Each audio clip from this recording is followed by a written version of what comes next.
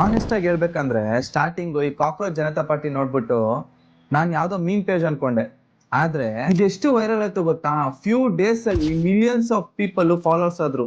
ಜೊತೆಗೇನು ಅಂದ್ರೆ ಅವ್ರದ್ದೇ ವೆಬ್ಸೈಟ್ ಕೂಡ ಲಾಂಚ್ ಆಗಿದೆ, ಅವ್ರದ್ದೇ ಮ್ಯಾನಿಫೆಸ್ಟೋ ಕೂಡ ರಿಲೀಸ್ ಆಯ್ತು. ಇನ್ಸ್ಟಾಗ್ರಾಮು, ಟ್ವಿಟ್ಟರ್, ಯೂಟ್ಯೂಬ್ ಎಲ್ಲಾ ಕಡೆ ಟ್ರೆಂಡ್ ಆಯ್ತು. ಈವನ್ ಪಾಲಿಟಿಷಿಯನ್ಸ್ ಕೂಡ ಇದ್ರ ಬಗ್ಗೆ ಮಾತಾಡೋದನ್ನ ಸ್ಟಾರ್ಟ್ ಮಾಡಿದ್ರು. ಇಂಟ್ರೆಸ್ಟಿಂಗ್ ಏನ್ ಗೊತ್ತಾ, ಇದು ಯಾವ್ದೋ ರ್ಯಾಂಡಮ್ ನೀಮ್ ಇಂದ ಸ್ಟಾರ್ಟ್ ಆಗಿದ್ದಲ್ಲ.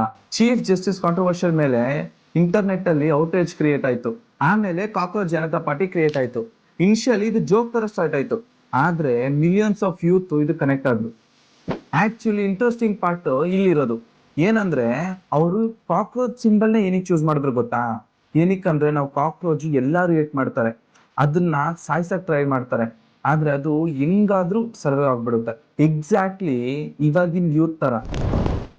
ಡಿಗ್ರೀಸ್ ಇದೆ, ಸ್ಕಿಲ್ಸ್ ಇದೆ, ಜಾಬ್ಸ್ ಕಮ್ಮಿ, ಪ್ರೆಷರ್ ಜಾಸ್ತಿ, ಎಕ್ಸ್ಪೆಕ್ಟೇಷನ್ಸ್ ಅಂತೂ ತುಂಬಾ ಜಾಸ್ತಿ. ಕೆಲವ್ರು ಏನ್ ಮಾಡ್ತಾರೆ ಗೊತ್ತಾ, ಅವ್ರವ್ರ ಹ್ಯೂಮರ್ ನ ಯೂಸ್ ಮಾಡ್ತಾರೆ. ಏನಕ್ಕಂದ್ರೆ ಅವ್ರ ಪೈನ್ ನ ಡೈರೆಕ್ಟ್ ಆಗಿ ಎಕ್ಸ್ಪ್ಲೈನ್ ಮಾಡಕ್ ಆಗಲ್ಲ. ಯಾಕೆ ಅಂದ್ರೆ ಸೈಲೆಂಟ್ ಫ್ರಸ್ಟ್ರೇಷನ್ ಮುಂದೆ ಒಂದು ಮೂವ್ಮೆಂಟ್ ಆಗೋದು ಗ್ಯಾರಂಟಿ.